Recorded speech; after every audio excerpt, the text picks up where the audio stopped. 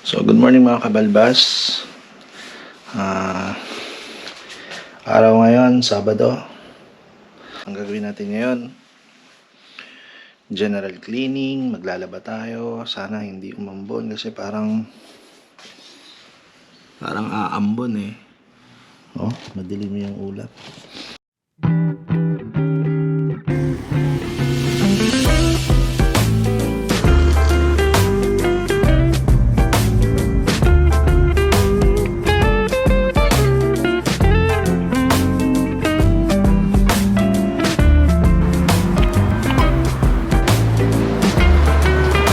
George Street.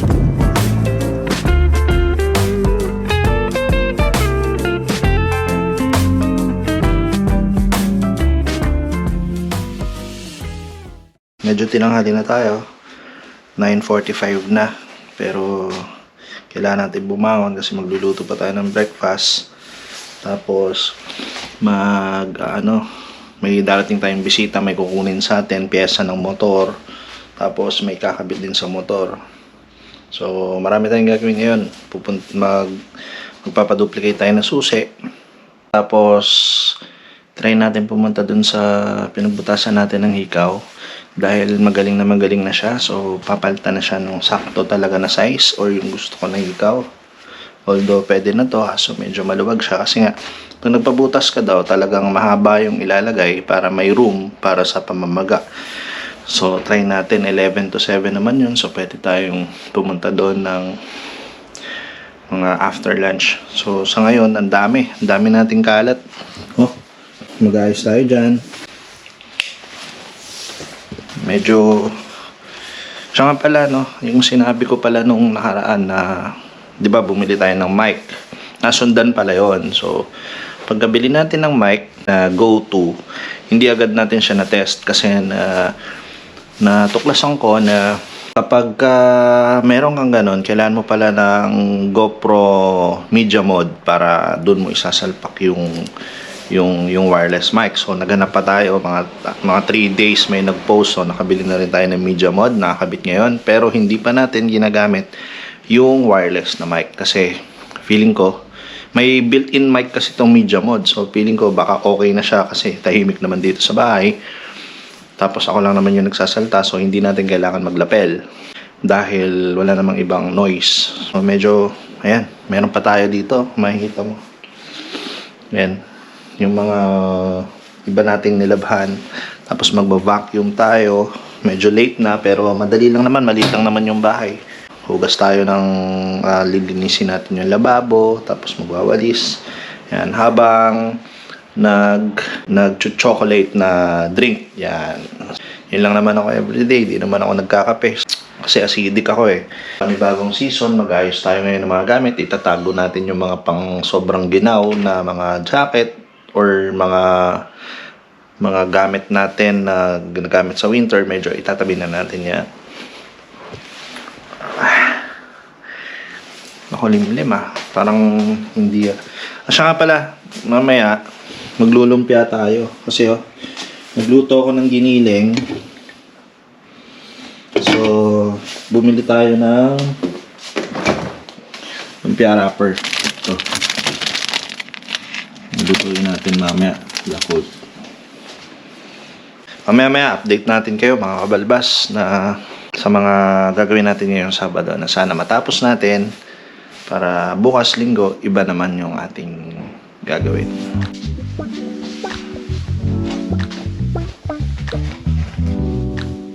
So dito tayo mag-umpisa sa kwarto.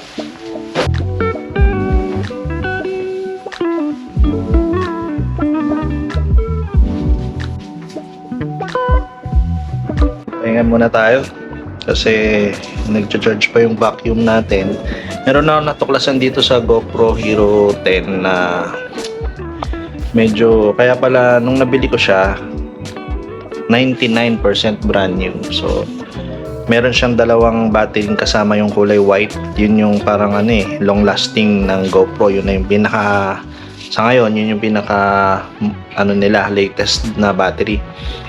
So, nung ginagamit ko siya kanina, nasa 96. Tapos, ang bilis. Ngayon, parang nasa 67%. Diba? Isipin mo yun, parang 10 minutes pa lang tayong nag-video.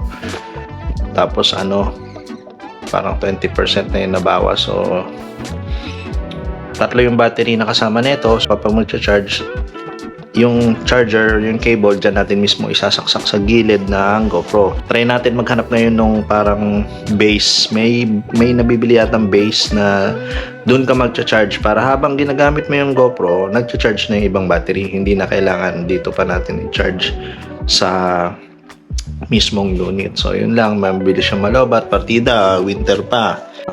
Malamig. May issue daw ito sa overheat pero hindi pa natin testing. Tapos isa pang issue ng overheat kasi may settings itong GoPro na every 1 minute, 2 minutes or 5 minutes yata mag-off yung screen. So hindi natin makakita yung framing natin at kung nakukunan niya ba ng video, hindi. Turn off ko yon para syempre lagi natin nakikita yung sarili natin sa screen. Medyo malakas talaga siya kumain sa battery gawa nung resolution, yung mataas yung kanyang resolution kaya medyo syempre malakas kumain, malinaw pero malakas kumain. So yun, pahinga lang konti, mag-breakfast muna ako kung ano meron dyan, tapos saka tayo babalik. So ayun yun si Asha.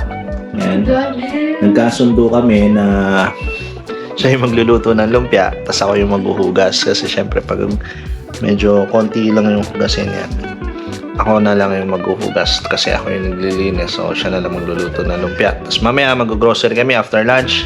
Tapos message ko si Boss Pitong, yung mekaniko natin na tropa natin na magaling sa Vespa, sa motor.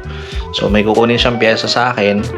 Message ko na bukas na lang siguro kasi para magawa ko lahat muna yung dapat gawin ngayong Sabado. So bukas na umaga, sana pumayag siya na bukas na lang kunin yung pyesa na inihingi niya sa akin. O yun, balik tayo mamaya.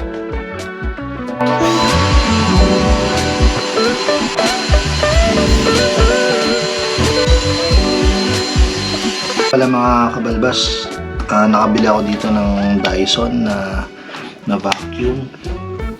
Mura siya dito kasi yung mga tao dito kapag nagloloko or parang hindi na maganda yung performance, minsan tinatapon nila, binibenta ng mura or pinamimigay. So sobrang mura. From brand new, siguro mga 80% yung binawas sa presyo ng nabili ko to. Nilinis ko lang. Kumbaga may experience naman tayo paano pagbaklas ng mga ganito, mga simple lang naman yan mga tornilyo, ganun. Tapos napansin ko na sobrang dumi pala, as in nagpuputik na yung loob or marami ng lupa. So nilinis ko lang, napagana ko, malakas siya, so sulit. So next time pag may mura, baka bibili pa ako ng isa.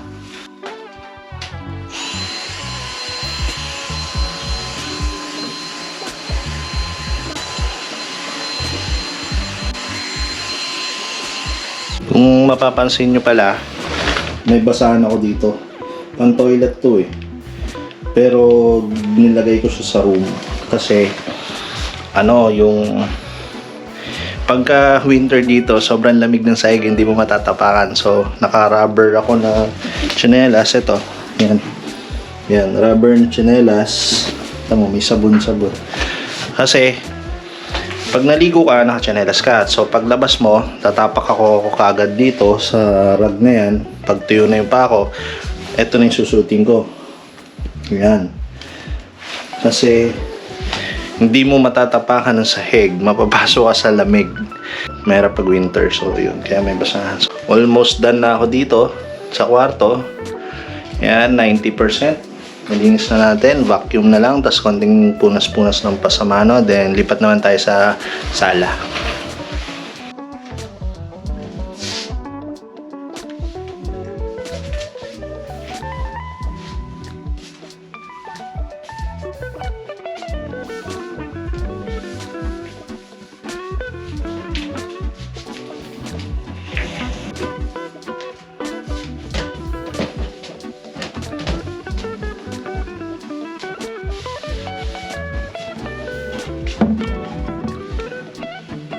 Pala, susunod naman natin itong sala. Medyo Alam mo may nag-riot dito dahil syempre 1 week tayong masakit yung kamay ko namamaga, so hindi tayo nakapag-gupit.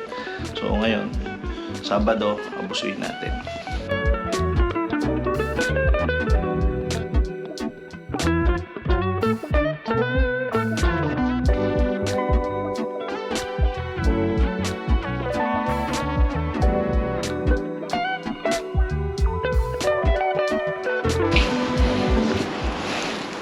Ayan, charge muna natin yung ating vacuum kasi syempre para laging ready. Bigla na lang kasi yan malulobat na syempre lagi natin ginagamit yan.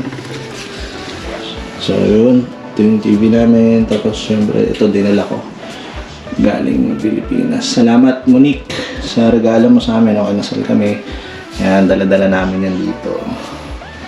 So ito yung shoe rack namin para bago pumasok. Yan, ubarin mo na yung shoes mo, tapos bago lumabas, suotin mo yan dyan. So, mag-ayos muna ako. Guys, kung makikita nyo, ito, Curve TV, bigay yan sa amin ng kaibigan ni Mrs. So, shoutout kay C. Yan, sa nagbigay ng TV. Dahil sila ay nag-transfer na sa Perth. So, dito sa amin, yan, binigay niya yan. So kaya siya may cover na tuwalya kasi hindi ko pa siya mailagay sa safe na hindi maaarawan kasi kung makapansin nyo, medyo puno na yung room. So nilagyan ko siya ng ganito para hindi tumumba, tapos unan support din yun, para yung araw dito sa bintana hindi masyadong maiinitan, baka malusaw So ito yung computer station. Yan, kung merong kang gagawin sa computer or mag-office ka, dyan ka ipwesto. So yun, pagdating naman dito, yan, creation galing Pilipinas, parang Vicks. Yan, meron tayong ito, salamat kay Pastora, sa tita namin yan galing. So yun, oil siya na may magnesium, mabisa yan, panghaplas. Tapos ito, yan, syempre winter, gaya ng sabi ko, kailangan lagi may ganyung lips. Diyan tunnel natin, tsaka vape. Dito sa ilalim, cream na pang arthritis kasi medyo syempre matanda na tayo, medyo ano na yung ating buto. Yan, ayun, medyo okay na dito na part. Pagpunas na tayo dyan. Medyo umaaraw na. Gandang senyales. Makakaayos tayo mamaya sa labas. Resting room. Linis na. Nakapag-vacuum na. So, master bedroom. Done. Kain muna tayo. Filipino ketchup. Pork chop, kanin, tapos syempre Milo. Kakain. 11 na dito pero mag-breakfast pa lang ako, tapos mga siguro mga 1 ng tanghali, saka ako magluluto ng lunch. Biglaan lang, alis tayo ngayon. May nagbenta na mura na chest mount, so baka kailangan natin sa pagbablog yun, yung chest mount. Para strap siya na nilalagay dito, yung GoPro. Tapos additional battery since natuklasan na natin na mabilis malobat, bili tayo ng charging dock. So habang ginagamit natin, pwede tayo mag-charge doon. Tapos libre na yung 2 enduro na battery. So mura rin siya binibenta, brand new siya. Parang skydiver yung may-ari. So marami siyang battery tsaka mga ganun, o nagbabuy and sell siguro siya. So mas mura siya sa store. So kukunin natin siya, meet up natin sa Lewisham Station para mabili natin yung chest mount tsaka yung battery dock na may kasamang 2 enduro battery.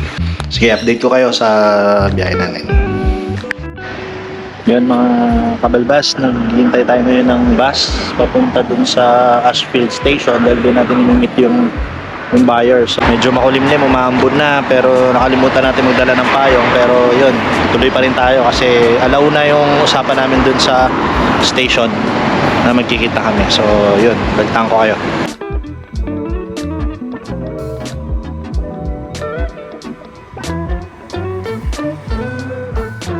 Sakay na. Medyo umaambo na, tatakbo na yung mga tao. Withdraw muna tayo kasi kulang ng $10 yung pera natin. Dito tayo ngayon sa Ashfield Mall. Mag-withdraw muna tayo. So, gamit tayong for exit. Mas mabilis. Dito na tayo sa Combank. Withdraw muna tayo. Naka-withdraw na tayo, no? Medyo nagmamadali tayo kasi alauna na. Yung mga tao kasi dito kailangan on time. Kapag ka 5 minutes wala ka sa venue, pwede ka na lang iwan. So dyan lang, kung makikita nyo sa dulo, ayun yung station. Dyan lang natin siya i-meet. Dito dapat tayo magpapaduplicate ng susi, kaso ayun yung schedule nila, hindi na tayo umabot. So mura kasi dito sa loob ng mall, mahal ng $3. So next time na lang tayo papaduplicate. Ito na yung Ashfield Station. Kat na tayo. Nandito na tayo sa taas ng Ashfield Station. Dito tayo sa side ng station side, yung kabila brown side. So hinihintay natin dito yung seller. Sabi niya magkita daw kami sa kabilang kalye, pero hindi ko alam kung dun ba yon na kabila na sinasabi niya or dito na kabila. Baka nakakotse siya, hindi siya nag-train. So bababa tayo dito para puntahan siya kung saang side. Pero kung nag-train siya, wala siyang ibang lalabasan kundi dito lang. Hintayin natin kung nasan siya banda. Kung nag-kotse siya or motor, di natin alam. So, mga kabalbas, nakuha na natin yung binili natin. Tinignan ko yung profile pic niya. Para siyang banda, may ako siyang gitara, nagulo-gulo yung buhok. Siya pala mismo yun. Grabe, nung minute ko siya, nakakotse siya. Tapos nakapaa lang siya. Tapos medyo madumi yung loob ng sasakyan. As in, parang kagigising. So sabi ko, kung siya yung banda, sabi niya siya daw. In-invite niya ako, kung gusto ko daw manood ng banda niya, sa city yun. Pwede daw akong pumunta. So sabi ko, anong genre niya? Sabi niya reggae. So gets ko na. Kaya pala long hair na gulo-gulo, as in gulo-gulo, nabubo yung kanyang buhok. Siguro hinahayaan niyang maging dreadlocks yun ng natural, hindi yung dreads. Siguro gusto niya mangyari doon sa buhok niya yung magbuhol-buhol talaga siya ng natural or magbubuo. Kasi talagang magulo yung buhok. Dreadlocks, tapos may mga pierce din sa mukha. Tapos yun, siya pala yun. So mabait naman siya. Pagkasunduan namin sa murang halaga itong nabili ko, buksan natin mamaya. Punta muna tayo dun sa pinabutasan ko. Kung available siya, papapalit tayo ng hikaw sa bibig kasi ito pa yung ginamit nung binutasan ako, so dapat na siyang palitan ng mas maliit. Okay? Kung mapapansin nyo, naka-stop tayo. Kahit libre tumawid, hindi tayo pwedeng tumawid kasi ganun dito. Kahit walang sasakyan or pwede kang tumawid, basta stop yung tao, stop ka. Kasi mahirap na, wala kang laban dyan. Pagka tumawid ka dyan, mali mo yun. So yun. Ito nga pala yung Ashfield Liverpool Street. Linis. Sa presko, kaso medyo makulimlim. Sana hindi tayo abutan ng ulan. Dito na tayo, ayan na siya. Ang linis. Nandito na tayo sa Alter Ego Studios sa Liverpool, Ashfield. Dito tayo nagpapabutas kasi malinis, minimalist, tsaka mabait yung may-ari. Yung nagbubutas dito, siya rin yung may-ari. Hintay lang tayo dito ng hanggang alas 2 kasi hindi nga tayo nakabook, pero pinayagan niya tayo pumunta rito. Yun nga lang, may client siya ngayon. So 1:30 na, hintay lang tayo mga 30 minutes. Pag mabilis na tapos yun, malamang tayo na yung next. Pakita ko muna sa inyo yung shop niya.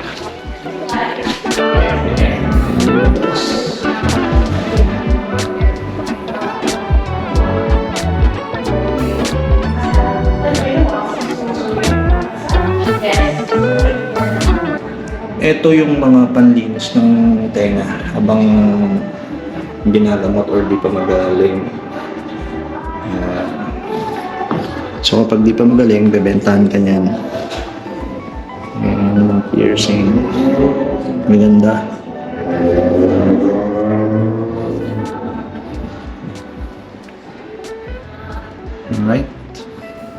Doon yung shop niya.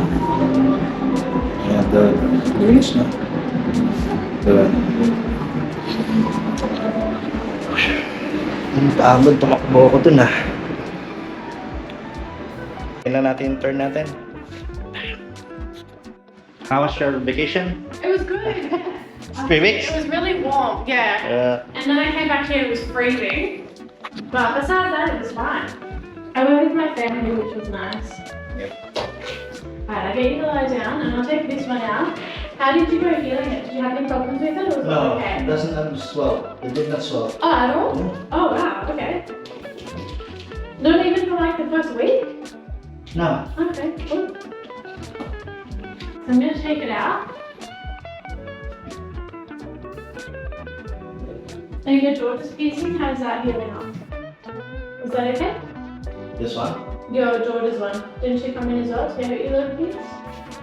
The girl that was with you, your daughter? Yeah? She's okay. Yeah, that one healed up okay as well? She didn't have any Maybe problems? some butterfly. No, Yeah. it doesn't have a problem at all. Okay, so we'll There was a first time that it falls off Yeah? the beads. Oh, on your leg? Yeah. Your son keep playing on it. Yeah, I do that with my too. It's because it's right there, it's hard. So I always bite the other end and take a Yeah. tighten it. Just be careful with your teeth not to do that, so you don't accidentally break them on the bead. Yeah. Yeah. Okay. How does that one feel? Do you like that one better? Yeah. It is too short. Which Maybe. one's the A? Yeah. Yeah, I think the A might be too short. How old is it now? It's okay. Okay, cool. To keep it tight, I just bite a little to the inner part and then screw it. So keep Yeah, or tight just and always- hold it with your hand and then do the other one. Yeah. I'm always looking for the space. If it's longer, Does this one have a lot of space? quite. Can you see? Oh, that side. Can we try? Yeah, yeah. And then I'll keep it. If it's too short, I can keep the 8 and then Yeah. put it. Oh, okay, I see. If you get the... You just try the 8. Okay. If it's fit, then I'll get the 8. Yeah, that's fine.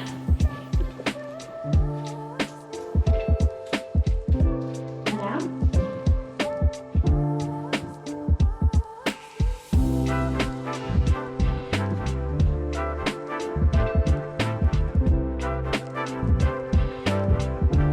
Actually, the 8 might be better. It's more secure, right? Yeah. Yeah. Do you like that one more? Yeah. Okay, cool.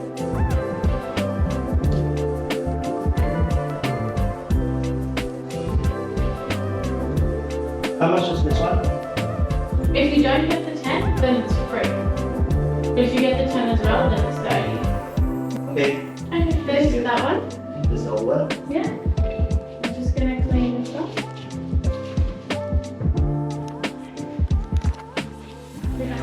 Yep. I'll go in front.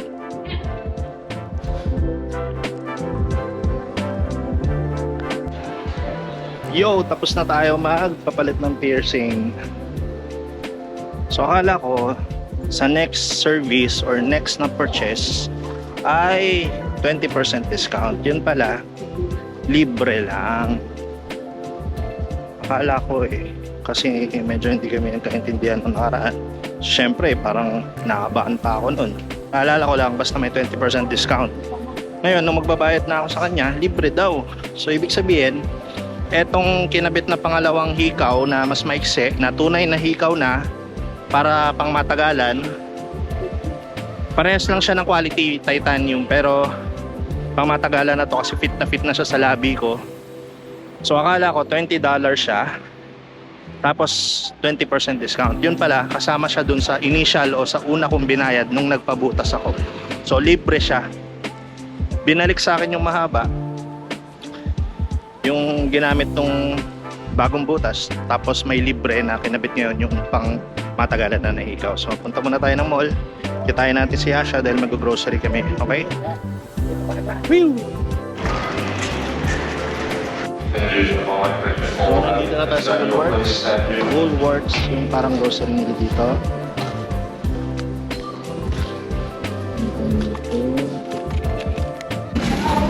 Yung salad mo. Ayan salad ka ba? Ay, gusto nyo daw ito. Salad. Hanap pala ako ng baking soda. Kasi maglilinis tayo ng washing machine. Kailangan yun eh. Saan kaya ito? Kailangan natin nun para... Kasi syempre, simula nung tumira kami 4 months na, hindi pa nalilinis yung loob ng washing machine. Hindi ko alam paano linisin. So, ni-YouTube ko lang, baking soda daw kailangan. So, hindi ko alam kung saan. Tatanong tayo. Nalobat yung GoPro natin. Tapos yung extra bat na kasama nung binili, lobat din pala. So, yun. Telepono na muna tayo ngayon. At hindi natin makita kung nasan yung baking soda. Dito ba ang baking soda? Pero kanina ko pa hinahanap. Dito talaga makita. Number 10 daw. Oh, wala. So, bili tayo na ito. Panlinis sa... pag naglinis para mabango tayo. Kasi lagi tayong sarado sa bahay eh. Dahil winter, sarado lagi. Wala yung baking soda na orange. Ito lang. Alam mo yung orange, yung may parang may muscle yung logo. Hindi ko makita. Pwede na siguro to. Lagay muna natin ito dito. Hanap tayo ng biscuit. Oreo. Ang dalawa. Isa. Oh my God. Bulog. Tapos Arnott's. So, hindi mawala yung favorite natin na vanilla. Yeah, tapos may tayong bigas.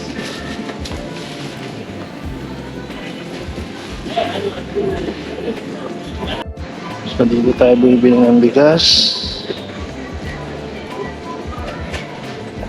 Walang sale.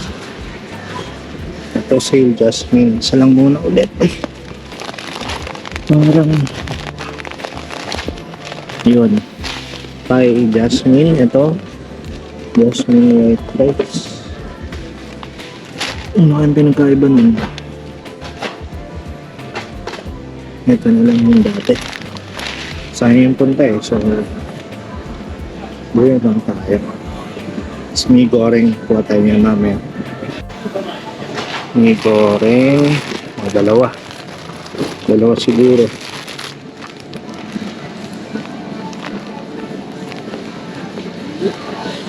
Isa lang yan, Yash. Meron pa dun. Meron ka pa, di ba? Ay, mabigat eh. Hindi mo matadala. Dalawang mogo-mogo. Meron pa nga isa. So far wala na. Bili na natin lahat. Kasi kaka-grocery lang namin eh. Last week. So, mahirap yung mag-stock na marami. Dalawa lang kami. Ang hirap magluto. Arnott's. Pili pa ba ako din? Chichirya, Yash. Ayoko yan. Ikaw, kung gusto mo.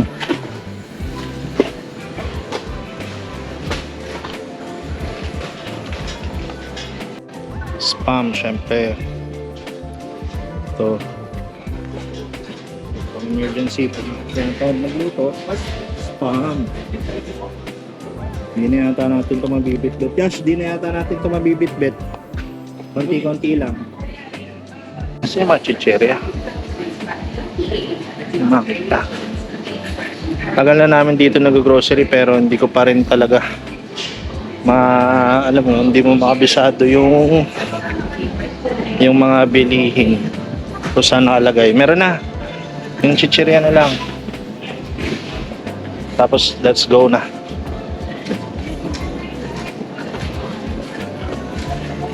Yan. Saan chichirya ito? Yan o. Dalawa yan. Okay na yan. Tapos to. Hindi kami nawawalan ng Doritos eh. Eh, konti lang naman yung pagpipilian, kaya wala nang iba. Let's go. Kaya na yan? Okay.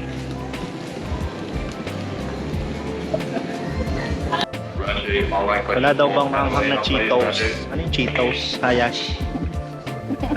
Uy. Cheetos? Palang nga.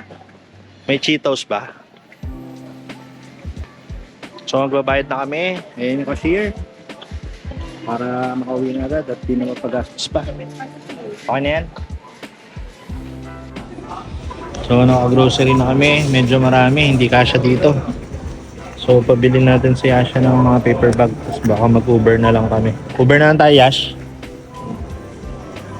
Sana mapagkasya. Yan. Tapos kakain na lang kami. Food court na to dun eh. Siguro dun na lang kami kakain. Bili daw siya ng donut. Wala naman yung gusto niya dyan. Pero ewan ko.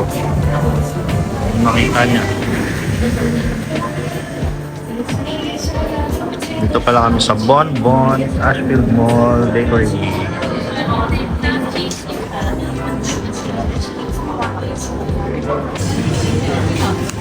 Sariling sandok ka dito eh, tapos babayaran mo. Hintayin lang natin si Yasha. Bumili na ang kanyang cake. Tapos baka dito na rin kami kumain. Sana may ramen dito or mga noodles. Tagal na namin di nag-noodles eh. So try lang namin kung meron dito sa food court dito. Dito kami sa labas. Abang ng Uber. So medyo muna kami ng Uber.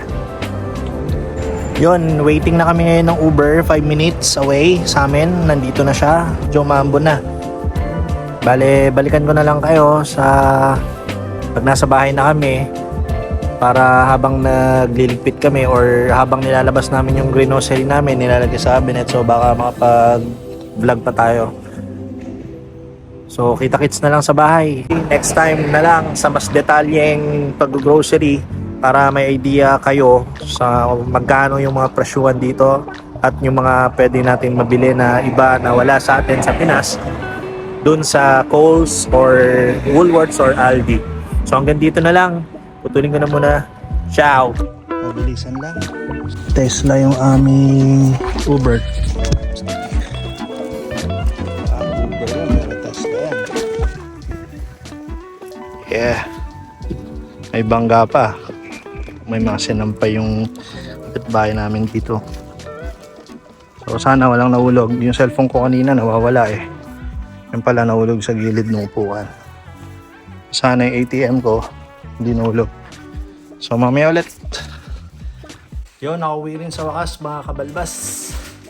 Kaya na kami mag-arrange ng mga pinamili kasi pagod maambon eh. So tsaka second floor kami, so mahirap. Mabigat yung stroller kasi yung bigas para mayakyat dito. So ulitin ko, samahan nyo kami ulit sa susunod namin na vlog. Hanggang dito na lang muna. At salamat sa inyo kung may oras kayo at yung gusto nyong pagpatuloy natin or i-follow kami, just i-subscribe nyo lang ang aming YouTube. So, Daddy Beard nga pala. Hanggang dito na lang. Bye mga kabalbas. Ciao!